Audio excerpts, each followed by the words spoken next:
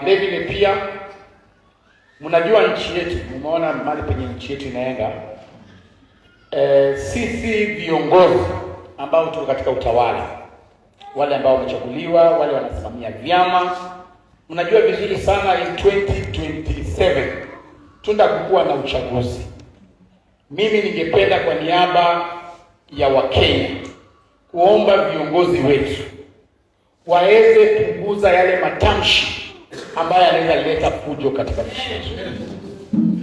Mimi nilikuwa wakati wa post election violence, wakati watu walikuwa wanachomana na vitu, wanaua watu, niliona watu wakichinjwa.